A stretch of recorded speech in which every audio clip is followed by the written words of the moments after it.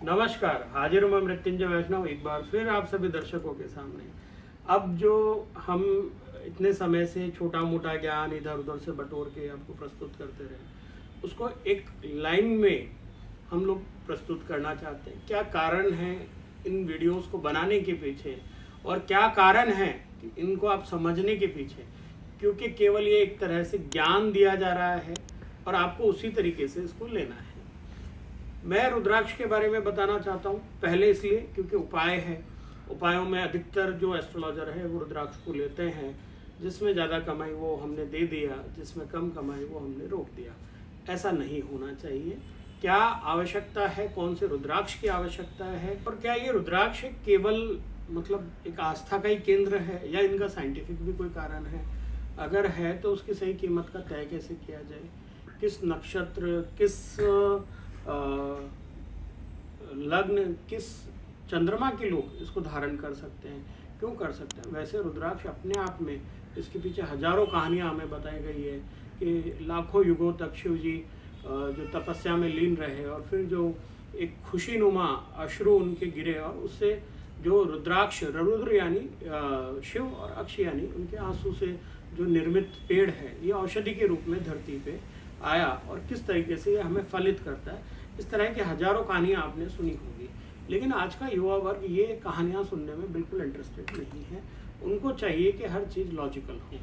तो ठीक है, क्योंकि हमारा जो पुरातन, या मैं कह सकता हूँ कि जो भी हमारा अध्यात्म है या उसमें दी गई जितनी कथाएं हैं, जितनी चीज़ों का वर्णन है, वो साइंटिफिक है। लेकिन हम लोग बीच के युगों में बहुत वायस हो गए और चीज़ें थोड़ी सी बिल्कुल परिवर्तित करके प्रस्तुत की गई। हालांकि आक्रांताओं का जो भी उस समय उद्देश्य रहा होगा, वो संपूर्ण करने के पीछे ये उद्देश्य रहा होगा कि चीज़ों को थोड़ा सा तोड़ मरोड़ के प्रस्तुत किया जाए। मैं एक प्रयास करना चाहता हूँ। केवल उद्देश्य ये है कि चाहे एस्ट्रोलॉजर हो, जिसको हमसे ज़्यादा ज्ञान है, वो ये वीडियो बिल्कुल ना देखे। वो अपने आप में गुरु है, गुरु लोगों को पहले से ही प्रणाम है, ठीक है। जिन लोगों को जानकारी चाहिए, सही जानकारी चाहिए, क्योंकि मैं इसको इस तरीके से प्रस्तुत करूंगा कि चाहे एक आम व्यक्ति हो वो भी समझ जाए कि कौन व्यक्ति इसको धारण कर सकता है और सच में इसके क्या इम्पैक्ट आते हैं साइंटिफिकली, लॉजिकली।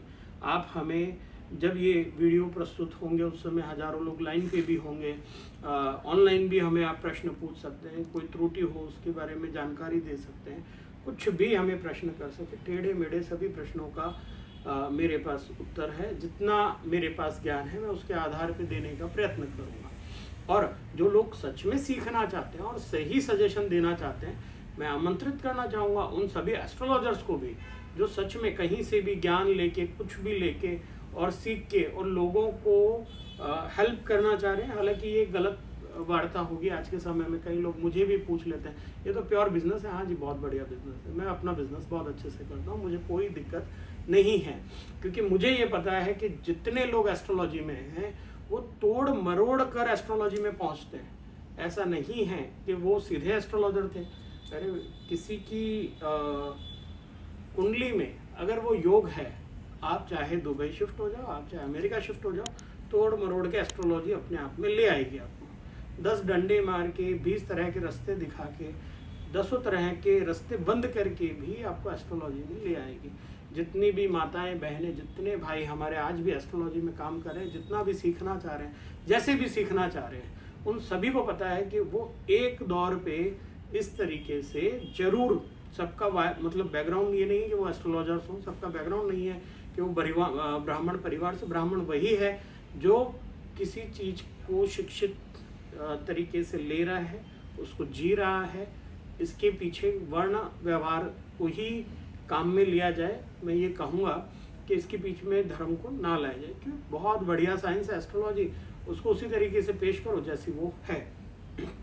इसमें किसी तरह की मिलावट नहीं होनी चाहिए और नहीं मिलावट हो, इसीलिए मेरा एक प्रयत्न ये रहेगा कि पहले तो इस साइकोलॉजी को तोड़ना कि रत्न, रुद्राक्ष या किसी तरह का जो उपाय है वो, और उनमें होने वाली त्रुटियां। जैसे मैं एग्जांपल देता हूँ, कई बार लोग शिवलिंग लेके जाते हैं।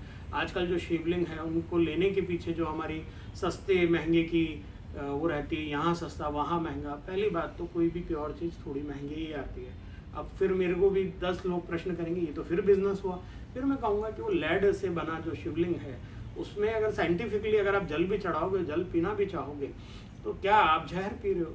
तो उससे अच्छा ना पियो, उससे अच्छा है। और जो चीज़ आप जो पारद के शिवलिंग की बात करें, पारद, चांदी, ये सब मिक्स करके जो वापस से एक निर्माण होता है शिवलिंग का, वो बड़ा महंगा होता है। 300-400 रुपये ग्राम तक की केवल उसकी बनने की कॉस्ट आती है।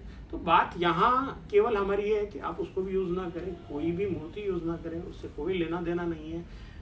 सीधा सीधा आंसर मैं यहाँ पे एक ही बात कहना चाहूँगा कि चीज़ों को वैसे समझें जैसी चीज़ें वो हैं, केवल समझें, फिर आपका मन करे, जिससे भी मन करे उससे लें। किसी भी ज्योतिष के पास जाएं तो आपको इतना ज्ञान होना चाहिए कि हमें सच में कौन सी चीज़ें किस तरीके से लेनी है, या हमारे लिए क्या चीज़ें सही है और क्या वो साइंटिफिकली भी काम करती है। और किस तरीके से रत्न शास्त्र, हम पहले सबसे पहले रुद्राक्ष को ही वर्णित करेंगे क्योंकि ये तो हमारा मेन टॉपिक है। इसके बाद में हम किस तरीके से रत्नों को धारण करना चाहिए, कैसी परिस्थितियों में रत्नों को बदला जा सकता है, उनके कलर्स को चेंज करके पहनाया जाता है, उनकी उंगलियों को, किस तरह के नक्षत्र वो होते हैं, जिन नक्षत्रों के अंदर कोई व्यक्ति बड़ी समस्या में आता है, कुछ ऐसे प्लैनेट्स जिनको हम यूज़ नहीं कर रहे हैं, उन प्लैनेट्स का भी क्या हम पे असर है, क्या उनके भी उपाय होते हैं। ये सारी बातें हम बचे हुए सारे एपिसोड्स में करेंगे, एक मोटा मैं ये समझाने के लिए कि ज्योतिष से संबंधित ही उपाय है।